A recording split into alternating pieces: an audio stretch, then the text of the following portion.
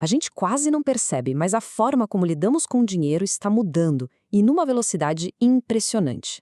As carteiras estão ficando mais leves, né? Os pagamentos se tornaram praticamente invisíveis, instantâneos. Bom, vamos mergulhar de cabeça nessa transformação para entender uma coisa. Será que a gente está vendo o começo do fim do dinheiro de papel? Essa é a grande pergunta que está no ar. A pergunta de US$ 1 milhão, literalmente. Será que estamos mesmo caminhando para um futuro onde tudo é digital? A resposta, olha, não é tão simples assim. Mas os dados mostram uma direção bem clara, principalmente aqui no Brasil. E que direção, hein? Dá uma olhada nesse gráfico. É impressionante. Em 2019, 43% dos brasileiros usavam dinheiro vivo com frequência. Hoje, esse número despencou, caiu para apenas 6%. É uma das mudanças de comportamento mais rápidas que a gente já viu na história. E o grande motor por trás dessa revolução toda tem nome e sobrenome. Exatamente, o Pix. Ele não foi só mais um jeito de pagar. Ele simplesmente virou a mesa, redefiniu as regras do jogo financeiro aqui no país e, de quebra, colocou o Brasil no centro do debate global sobre o futuro do dinheiro. Agora, o mais interessante é entender o porquê desse sucesso todo. Não foi um fator isolado, sabe? Foi a combinação perfeita. Primeiro, é instantâneo e funciona a qualquer hora do dia ou da noite.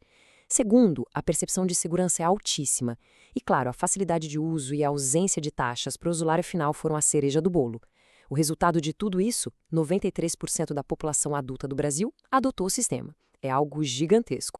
E essa transformação não passou nem um pouco despercebida lá fora. Pelo contrário, quando um economista do peso de um Paul Krugman, um prêmio Nobel, solta uma pergunta dessas, o mundo todo para escutar. Ele ficou impressionado em como o Pix conseguiu unir inclusão, agilidade e custo zero de um jeito que muitos países desenvolvidos ainda sonham em fazer. Mas a história não acaba no Pix. Na verdade, ele foi só o primeiro capítulo. O que está surgindo agora no horizonte promete mudar ainda mais a nossa relação com o que a gente chama de dinheiro. E aqui é muito importante a gente entender as diferenças para não fazer confusão. Pensa assim, o Pix é o trilho, o sistema que move o dinheiro de um lado para o outro bem rápido. O Drex, o nosso real digital, vai ser o trem em si, o próprio dinheiro, só que em formato digital, oficial, emitido pelo Banco Central. E as criptomoedas? Bom, elas são um outro sistema de transporte com outros trilhos, outra lógica, totalmente descentralizada, que quer ser uma alternativa a tudo isso. E no meio desse universo todo, a gente tem as stablecoins. Pensa nelas como uma ponte, um elo de ligação entre o mundo tradicional e o mundo cripto. Elas são criptomoedas, sim, mas com uma diferença fundamental. O valor delas é estável, porque está amarrado a uma moeda forte, como o dólar. Isso os torna muito mais úteis para pagamentos do dia a dia, sem aquela volatilidade maluca que a gente vê em outras criptos. Ok, por trás de muitas dessas inovações, como as criptomoedas e até o futuro Drex, existe uma tecnologia que é a base de tudo. É hora da gente entender qual é o motor que está fazendo essa nova era financeira gerar.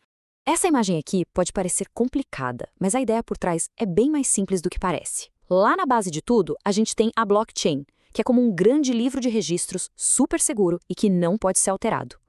No meio tem uma camada de lógica, tipo um motor que processa todas as regras.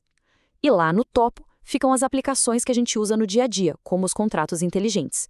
Uma camada se apoia na outra para garantir que tudo funcione com segurança. Tá, e o que diabos é um contrato inteligente? Imagina um contrato normal, de papel, só que ele se executa sozinho, sem precisar de ninguém no meio. A lógica é bem direta. Se uma condição acontecer, então uma ação é executada. Tudo de forma automática e registrada para sempre na blockchain. Vamos para um exemplo prático que fica mais fácil de entender. Pensa num aluguel automatizado. O inquilino paga o aluguel para o contrato. O contrato, sozinho, confere se o valor está certo. Se estiver tudo ok, ele libera a chave digital do imóvel.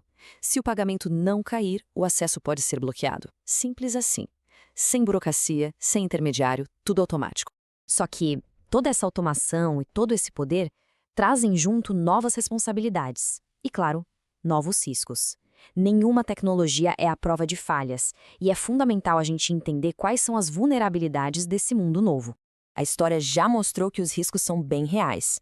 O hack da DAO em 2016 e o da carteira Parity em 2017 são dois exemplos clássicos de como uma pequena falha no código de um contrato inteligente pode abrir uma porta para perdas financeiras gigantescas. A gente está falando de dezenas de milhões de dólares que simplesmente sumiram. Esse diagrama aqui mostra um dos ataques mais famosos, o que derrubou a DAO. Basicamente, o que o hacker fez foi pedir um saque. Só que antes que o sistema atualizasse o saldo, ele pedia o mesmo saque de novo, e de novo, e de novo, num loop muito rápido.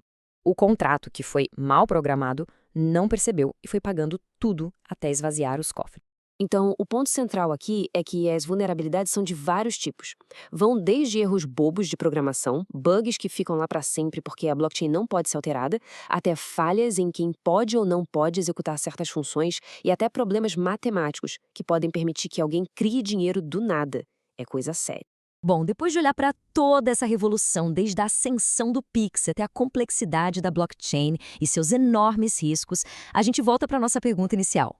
Olha, a conclusão é que a tendência de usar cada vez menos dinheiro físico parece não ter volta.